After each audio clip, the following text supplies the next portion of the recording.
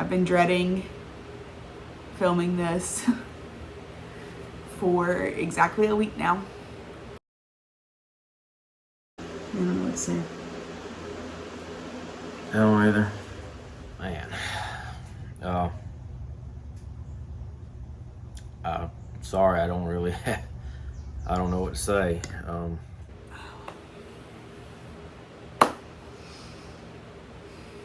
Where do you even begin? Where do you even begin? There will come a day that we will vacuum up the last of your hair that was always such a nuisance. There will be no apologies about the state of the backseat of the car and no wincing after I hear the doorbell because of the roar of barking I know comes right after. There will come a day when I can stay out with friends for as many hours as I want without a care. And a night where there is no song and dance at the back door while I stand barefoot in the freezing cold and try to lure you back into the house so I can go to bed. I will fill one less bowl with food, leave less lights on when no one's home, have less toes stepped on, and I will go on vacations without a second thought. But coming home will never be the same again. Walking in the front door will feel deafeningly silent and boring and wrong. The carpets and floors will look sterile. Silence will ring so much louder than the little charm on your collar. I will never feel as special or as unconditionally loved for just existing. I will still drop purposeful crumbs by accident and feel sad when they're not quickly consumed. I will struggle to find a piece of decor that looked better than your water bowl. The couch we always wanted but didn't get for the risk of it getting ruined will quickly lose its appeal, and the one with a dent in your favorite spot will be the only one we want. The little bite marks in the crown molding will be a cherished memory rather than an eyesore. We'll stop being hung up on every last scratch in the hardwood and wonder which scratch in the hardwood was your last. I will no longer feel pulled to go for walks in the rain or have a literal reason to stop and smell the roses. There will come a day that all of the things I've complained about time and time again will get easier, and it will be one of the hardest days to ever come.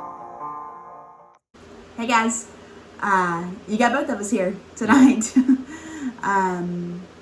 We're sitting down with you guys, and you know that we've been a little absent for a few days now, and we've been walking through an incredibly challenging time. It's been difficult. It's okay.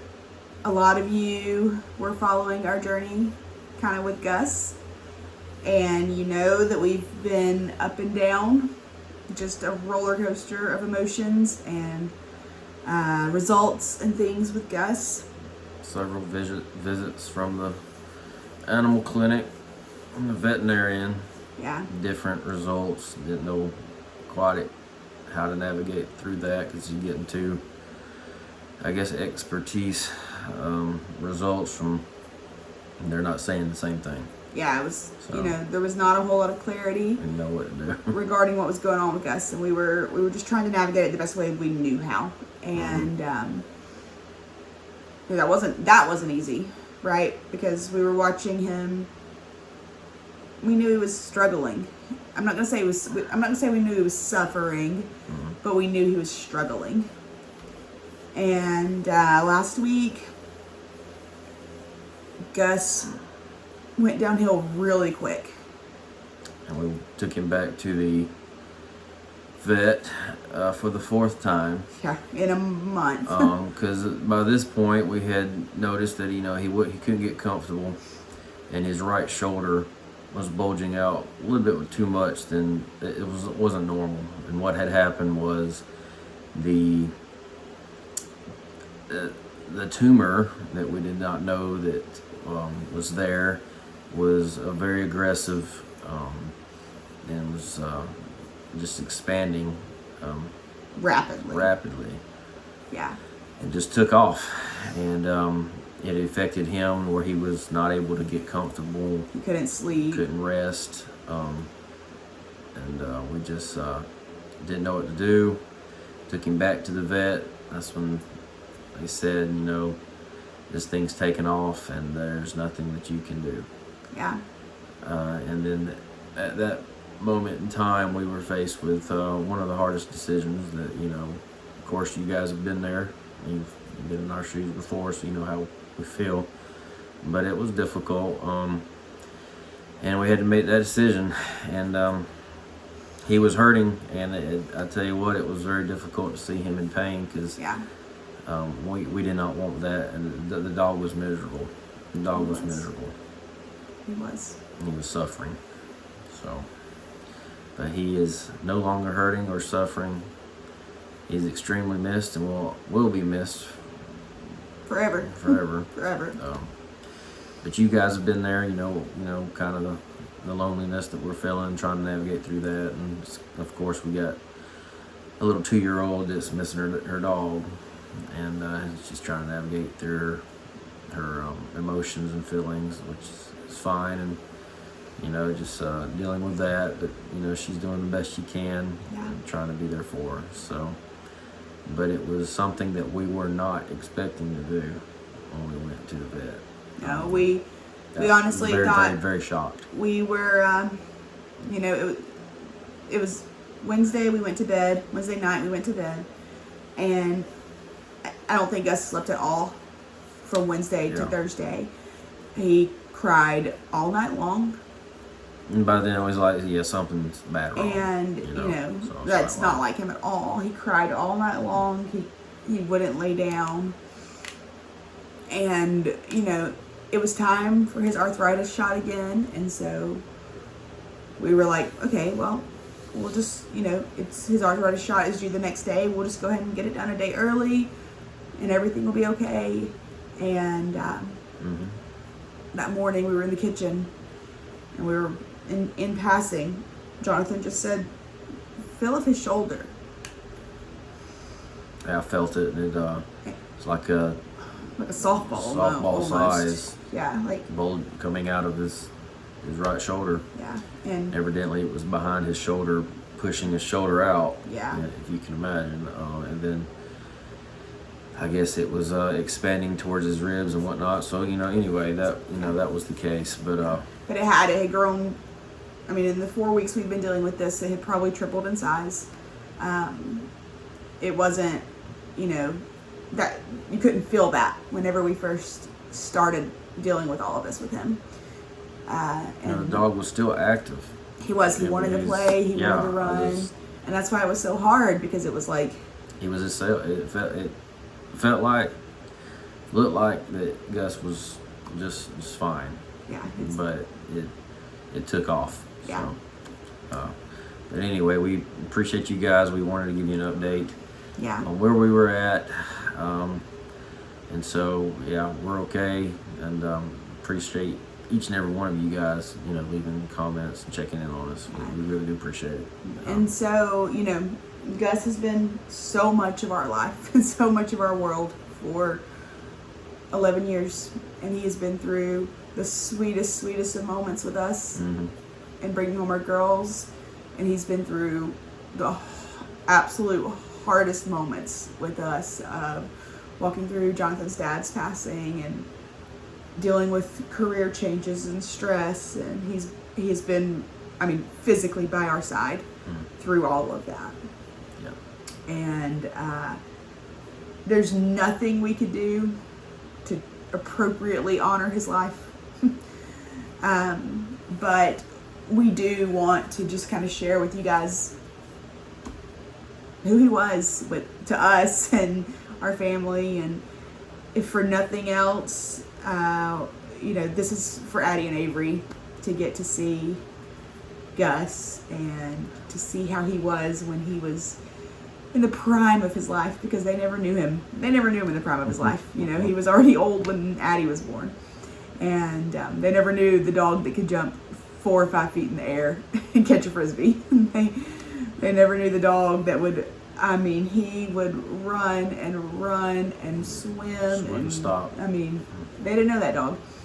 But they did know the dog that sat right beside them and loved them and let them pull on his hair and pull on his tail and pull on his ears, and that was just as special as any amazing talent that dog had. And you know, this is a super emotional video for us. It's a super vulnerable video for us. So have some grace for us, and just enjoy, you know, getting to see a little bit inside of our family and getting to know Gus. Yep. He'll forever have a special place in our heart. Forever. And in our home. For sure. And yeah, to those of you who have walked through this, I'm sorry. Because it's so hard. It is so incredibly hard. But thank you guys, and enjoy getting to know a little bit of Gus. Yep. Y'all take care. Thank you guys. Gus is, I'm having a hard time acknowledging that he's actually gone. You know, sometimes it seems like if you don't talk about things, they're not real, right? He spent so much time with me out here. He did, I mean, just about anything I did, he was with me. He loved to ride in the car. You could say, let's go for the ride, and those little ears would perk up, and he would take off to the truck and wait on you to get there. My sweet, sweet Gussie. He was one special pup. And it's absolutely unreal that he's gone. He be more than missed. You know, we've had a lot of death over the, you know, past few months, and now, you know, with him having to pass away like he did, I would have never ever dreamed that I would have done or would have to face what I had to make a decision on doing. And that was, there's no words for it. I was shocked. I just couldn't believe it. You know, we thought he was really sick, and then we were hopeful that maybe he was okay, and then it ended up being that he was indeed really sick. And it all happened so incredibly fast. It's weird that it seemed like that we didn't catch it or notice it. The dog was so active that, you know, he never stopped, and we never thought that anything was wrong with him. You have a lot of thoughts that go through your head after the fact that, you know, you're gone, you could have done this, could have done that. That's with everybody, you know. What a dog he was. He was incredible. He was absolutely incredible. He was a family member. They're family members, right? You know, I used to think, you know, people and their dogs they're crazy, and now here I am sitting here talking to you guys, and I was I'm that person that I was talking about years ago. He was a part of our family for 11 years, and he was absolutely our first child. And I look back and I was, goodness, let's see, I was 20, I had just turned 23 years old when we brought Gus home. And I mean, it's like a different lifetime ago. And he completed our little family at the time. Me and Jonathan lived in this tiny little apartment on his parents' property. And we didn't need a dog. We didn't have room for a dog. We especially did not have room for a 50-pound border collie. But I had to have a dog. I just had to have a dog. And Jonathan told me if we knew we wanted a border collie, and he told me if you can find a red and white border collie, then we'll get him. And guess what? I found one. And I mean, of course, I was gonna find one, of course. And so we found Gus, and me and one of my best friends went to get him. We drove like 3 hours one way to go get Gus from a little farm. I remember telling Kim that, you know, she wanted a dog shortly after we got married, and I said I was kind of hesitant because I didn't really want one. But I told her, I was like, if you can find a red and white border collie and it's a male, then I'll let you get it. And sure, buddy, I didn't know what I was asking for. She found one, and man, he was something else. He was very precious to us. He helped me get through my dad's death. He could sense something was wrong. He helped me. I know that sounds weird, but dogs can sense, animals can sense things that humans can't. He was the runt of his litter. He was a little tiny 6-pound, like a little bear cub walking around. And he was just the sweetest little baby. The sweetest little baby. I thank the Lord that we had the opportunity to raise him from itty bitty baby dog to. And I'll never forget, like, the first night we had him, and we didn't even have like a little kennel or anything for him that night. And I woke up in the middle of the night and I could hear him crying, and I could not find him anywhere. But I could hear his little cries, and he had squeezed in between like the wall and Jonathan's recliner, and I just found him there, and he was so scared. But it didn't take long at all until he was right at home with us. I'm just kind of in shock. I can't believe he's gone. He would be right here, laying beside me or right there at that door. So many things. You walk outside and see his water bowl that I had out here for him at the shop. You see his little ball out there, frisbee laying down there, and I did not think we were going to have to be faced what we were faced with. I mean, he was an incredible dog when he was young. Absolutely incredible. He's always incredible. But when he was young, he was an incredible athlete. And man, that dog could jump. And we would play frisbee for hours. I mean, he did not know how to stop. Lord only knows that I wish that he was still here.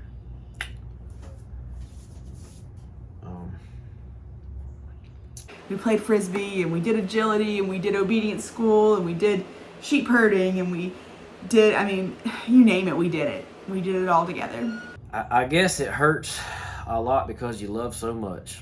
You give so much out that you just can't help but to love him with all your heart. We absolutely rocked his world the moment that we brought home Addison. And I remember with both of my pregnancies, he knew, especially with Addie, he knew before we knew.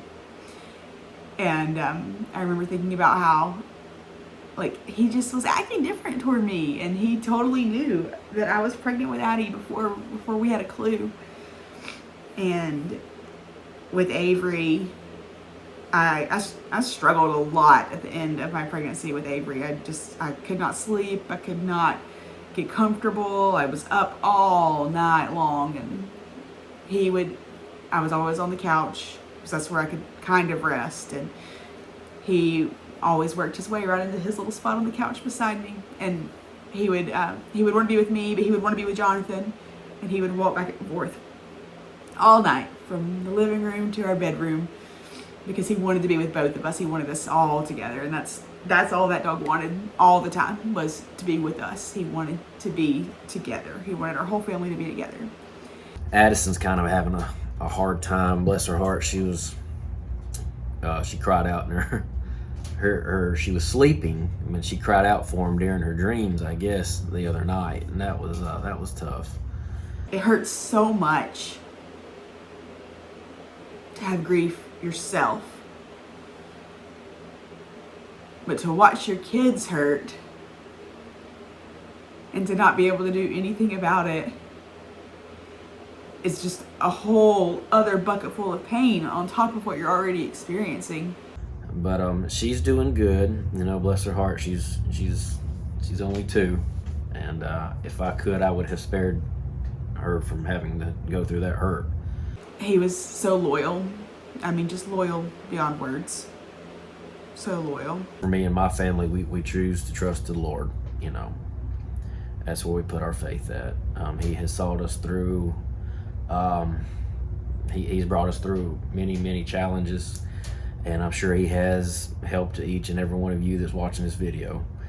A perfect glimpse into his personality was when we were hiking at Grandfather Mountain, and he was climbing on these big rocks, and he was young, but he slipped. And he hit the little under part of his chin, and he busted it, and it was bleeding. And you could just see in his little persona, he was so embarrassed. And he was so embarrassed that he slipped, and that people saw him slip. And that was just so Gus. Like, he was very humble, but he was very confident. And just so, like I said, so loyal. But he was fantastic dog, man. He was so funny. Oh, he was something else. He was my buddy. He was my best friend. He really, I'm trying to get used to being alone. It's kind of hard. And just truly a best friend. Truly a best friend. It's gonna take some time, because it's another family member passing away is what it is. That's what it is, another family member. So it has been difficult. Wow, it's been something else. And it's hard now. I can't say that I have felt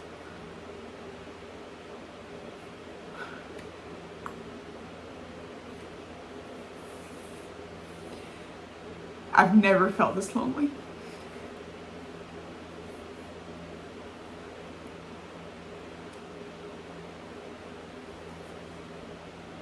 And I've never felt this empty. He would follow me. He behaved so well. He was such a good boy. He was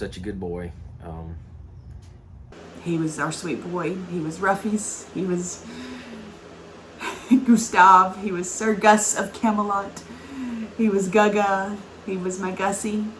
He was my sweet boy. He was Ruffy's. He was all of those to us. And he was Gus. And there will never be another dog like Gus. He was loved anywhere you took him. You know, he was great around kids. Ah, goodness, he was great around kids. Loved Addison, loved me. He wanted to be anything I was doing outside, man, he was there.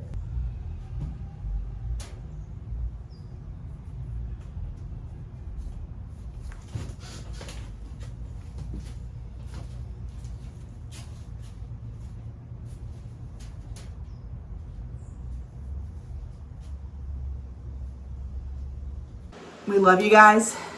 Thank you for being here for us, for our family. Thank you for walking through this really difficult time with us. You guys have been through a lot with us. It's like